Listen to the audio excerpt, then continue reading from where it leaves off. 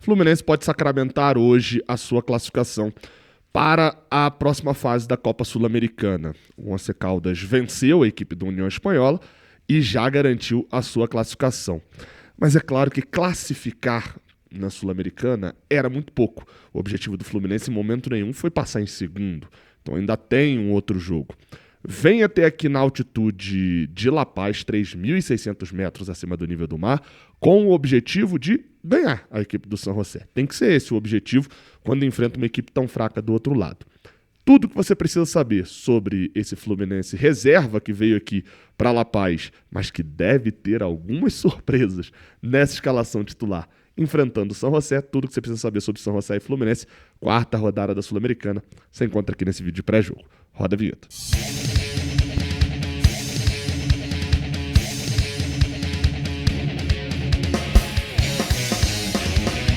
Seja bem-vindo, você guerreiro de todo o Brasil, de todo mundo. Aqui é o canal Raiz Tricolor, eu sou Gabriel Amaral, eu sou jornalista e sou tricolor. Estou aqui diretamente de La Paz, trazendo a cobertura que você já está acostumado a ver aqui no Raiz Tricolor, nos jogos do Fluminense, nos jogos fora de casa, dentro de casa, aquilo que você já está acostumado a ver e sabe do nosso empenho, da nossa cobertura. Estamos aqui em La Paz, o Fluminense titular não veio, Renato Gaúcho não veio, mas a gente veio para nossa cobertura mais uma vez por aqui. Então deixa o like aqui embaixo, se inscreve aqui no canal, por favor, dá aquela moral aqui pro projeto, beleza? Na inscrição aqui do Raiz Tricolor, a gente tá nesse momento com 250 aí, 9.187, e eu quero bater esses 260 mil aí, pelo menos, até o Mundial de Clubes, beleza? Vamos lá, tá? A gente quer dizer, 260 até o Mundial eu vou bater, né? Me ajuda aí na inscrição. Informações básicas sobre o jogo, tá? O jogo é às 7, às 9h30 da noite. Eu misturei tudo aqui agora. O jogo é às 9h30 da noite, tá? Transmissão por vídeo é só no Paramount Plus, mas a gente vai ser a única equipe fazendo transmissão aqui em La Paz. Então, você pode assistir com a gente, tá? Eu vou estar narrando o jogo, tem comentários do Lessa, Cauã Tinoco, Rafael Siqueira estão lá do Rio de Janeiro, mas vão estar participando também, mas vou estar aqui, direto do campo de jogo, trazendo toda a cobertura, e aí vem a minha confusão do 6h30. É porque a gente abre a transmissão 7h30 da noite, aqui mesmo no Raiz Tricolor. E aqui é 1 hora menos, né? Então tô na cabeça de que a gente começa a trabalhar 6h30, pelo menos. Mas o horário é 7h30 da noite, a gente abre a transmissão, e 9h30 a gente começa já o primeiro tempo de São José e Fluminense. Como eu falei, cara, assim, a equipe é muito fraca.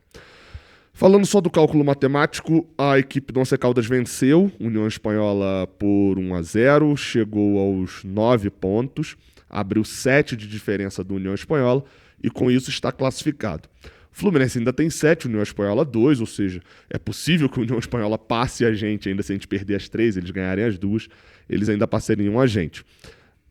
Assim, matematicamente não é o cenário, o Fluminense precisará de uma vitória aqui para se classificar, mas assim, na prática o Fluminense já está classificado. A briga do Fluminense nesse momento é, primeiro lugar, ficar à frente do Once Caldas. A conta é essa, eles estão com 9, a gente está com 7. Hoje aqui, se a gente vencer esse jogo, não importa nem a próxima rodada, tá? Eles podem golear o San José em casa, a gente pode tomar a goleada do União Espanhola em casa, que ainda assim na última rodada a gente só vai precisar ganhar deles no Maracanã para classificar em primeiro e não precisar jogar aquele playoff. Claro, né? É bom a gente chegar na última rodada com a vantagem do empate, né? Mas olha só que maravilhoso se a gente não ganhar aqui hoje, por exemplo. Se a gente ganhar, né, no caso.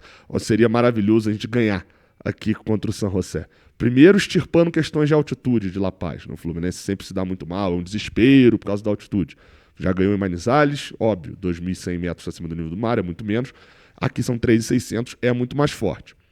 Por outro lado, aliás, pelo mesmo lado ainda, ganhar também seria maravilhoso pelo fato de poder poupar mais uma vez se quisesse contra a União Espanhola, porque o jogo decisivo seria contra o Once Caldas.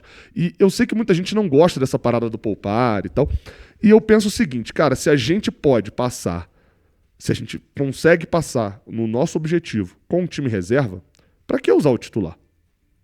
Minha conta básica é essa. Se a gente consegue passar com reserva, para que usar o titular? Porque assim, não é que a gente está falando de ficar 6 meses dos titulares sem jogar. Igual foi, por exemplo, a Libertadores de 2008, o Renato fez isso, né? Antes de um jogo na altitude contra a LDU, poupou o time mó tempão. A gente não está falando disso. A gente está falando de semanas de treinamento. ter uma semana inteira de treinamento com o time.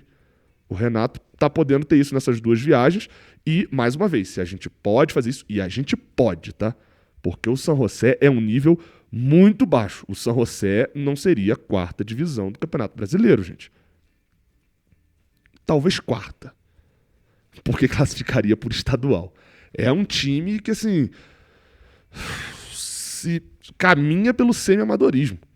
E, detalhe, desde aquela derrota pro Fluminense de 5-0 no Maracanã, os resultados do San José foram: em Oruro, tomou 4-0 do The Strongest, campeonato boliviano.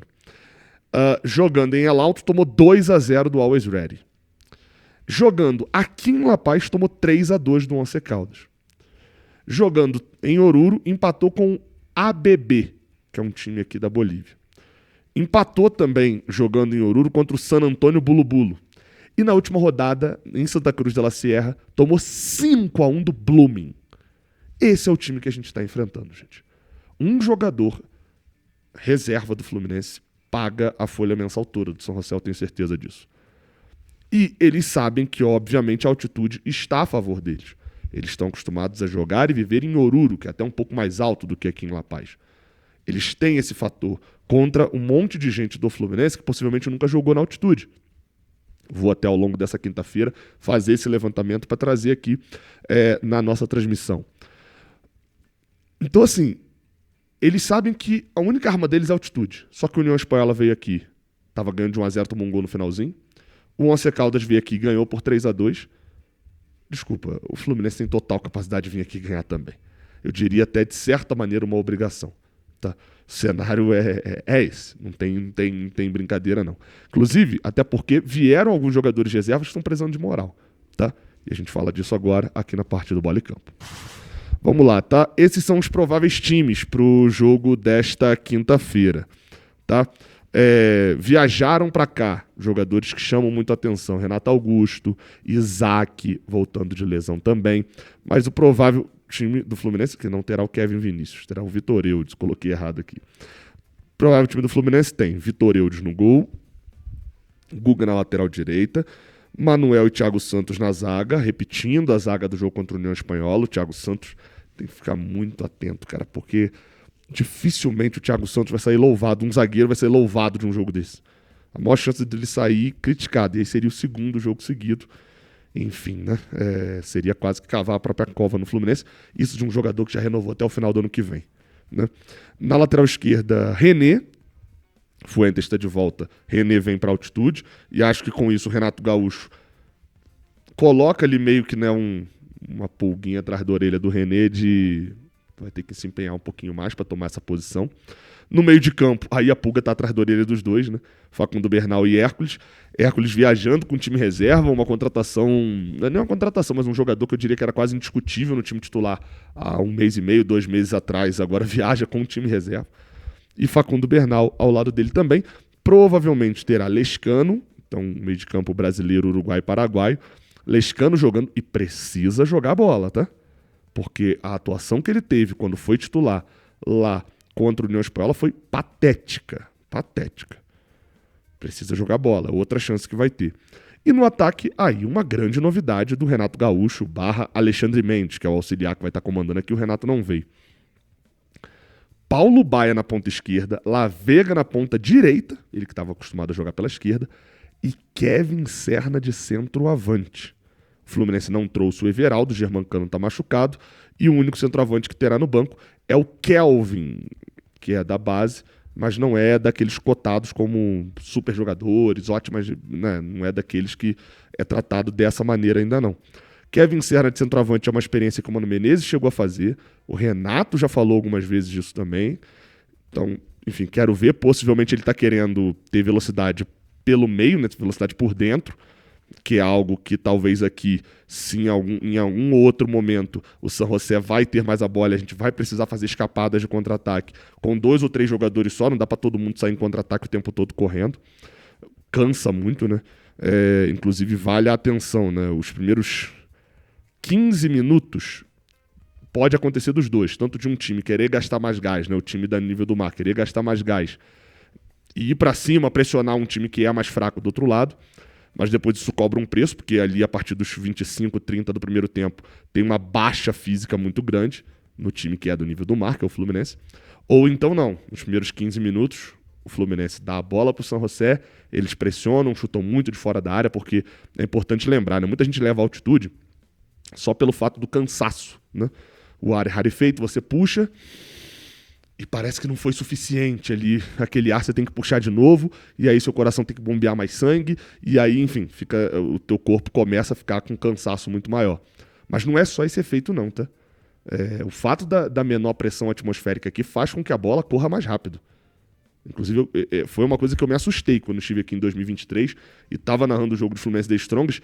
A virada de jogo, teve com 5 minutos, sei lá, teve uma virada de jogo que eu falei, caraca. Porque vendo na televisão você não consegue perceber, mas ao vivo você percebe como a bola parece que foi um tiro, praticamente.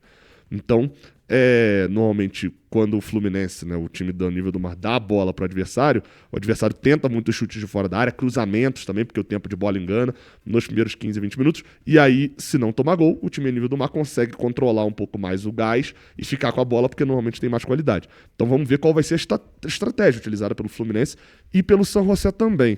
Tá? O time do San José tem a seguinte provável escalação. Eu confesso que eu tô na Bolívia e eu tentei qualquer informação sobre o San José e não consegui. Porque o time é de Oruro, é um time pequeno de Oruro, né? Porque pequeno assim no geral. Nenhum jornal aqui de La Paz cobre o San José, nenhum site. Esse é o nível, tá vendo, gente? Esse é o nível do adversário que a gente vai enfrentar, só pra vocês terem noção. Vamos lá, tá? O time do Giovanoli é o seguinte: Bruno Poveda é o goleiro, o Johnny Ramalho na lateral direita. Eles jogaram com 3 zagueiros, né? 5 defensores contra a gente no Maracanã, mas deve vir o Vidjamil e o Seri Mandi, aquele zagueiro que saiu lesionado deles no Maracanã, não voltou ainda não deve ir para esse jogo. Na lateral esquerda, o Roca, meio de campo com Bejarano, Arismendi e Ribeira, Ruel Lopes, Vasquez e Becerra, esse é o provável time. Olho no Becerra na bola aérea, tá? Seria talvez um dos maiores perigos aqui nesse momento. Então, é isso. Esses são os 2 times. E aí, eu fui fazer minha aposta na KTO e eu pensei o seguinte, falei, cara, jogo complicado, time reserva, complicado no sentido de altitude, time reserva, eu vou na segurança, tá? E é por isso que eu fiz essa aposta aqui. Uma chance dupla, o Fluminense vencendo o jogo ou empatando, tá pagando 1,61 lá na KTO. Então, enfim, se você botar R$10, por exemplo, igual a mim, R$10, volta 16,10. É uma aposta mais na segurança. Eu vou repetir mais uma vez, o Fluminense tem a obrigação de ganhar o San José. Mas eu não tenho obrigação de acreditar que o Fluminense vai ganhar o San José com o meu suado dinheiro, né? Então, enfim, se você for lá na KTO, lembre-se que é um jogo, é para maiores de 18 anos, não é para você achar que você vai ganhar tudo lá, que você é o melhor apostador do mundo, porque provavelmente não é, só a chance de perder é maior do que de ganhar, beleza? Mas aqui, ó, fui lá, se quiser ir junto comigo, só ir nessa aposta aqui, o link tá aqui embaixo na descrição. Apita esse jogo o Alex Herrera, árbitro que já apitou jogos do Fluminense, mas eu confesso que eu não consegui achar o histórico dele, o árbitro venezuelano apitando jogos do Fluminense, porque o site que eu uso para isso, que é o flusão.info, né, um excelente site, tá fora do ar nesse momento. Eu não estou conseguindo acessar ele daqui. Então não tem o histórico. Mas ele, enfim, é um árbitro que tem muita moral na Conmebol. Isso normalmente não quer dizer coisas muito boas. Mas, enfim, Alex Herrera no apito, lembrando que tem VAR normalmente. Tem VAR nesse jogo, normalmente é outra história. Então é isso, tá? Uma vitória nossa classifica a gente. E a gente fica por uma vitória contra o Once Caldas na última rodada para poder definir a classificação em primeiro. É importantíssimo ser primeiro, não jogar o playoff, não precisar adiar rodadas, não pegar um time que está vindo da Libertadores, inclusive vai ter vídeo sobre isso. Pode vir uns times da Libertadores que são loucura. Então é resolver a vida hoje. A gente está enfrentando um time muito fraco. O nosso time, obviamente, está desentrosado. Tem peças como Paulo Baia, tem peças como La Vega, tem peças como Kevin Serna de centroavante, Lescano, jogadores, tirando o Serna aqui dessas que eu falei, né? Jogadores que não se provaram, Hércules ainda não se provou. Parece ser um time um pouco mais encorpado. Agora, se esse time vai conseguir render junto, é uma outra história. A questão é que, além disso, e eu vou reforçar mais uma vez, não precisa de muito para ganhar do San José. Não precisa de muito. O que precisa é não ter uma atuação patética, como individualmente o Fluminense teve lá em Santiago contra a União Espanhola. E ainda com aquela atuação patética, a gente empatou fora de casa com a União Espanhola, que empatou aqui na altitude com o San José. Então, assim, se a gente tiver uma atuação patética, a gente empata aqui com o San José. Pra gente perder, tem que ser, assim, mandar essa galera tirar a camisa do Fluminense, pedir rescisão de contrato e eles pagarem uma multa ao Fluminense pelo tamanho do que é esse jogo. Beleza? Tamo junto. Isso, claro, falo sempre com todo respeito ao São José. Não tô falando do clube, tô falando do time. É a análise que a gente faz, é a análise de futebol. Até a próxima. Valeu.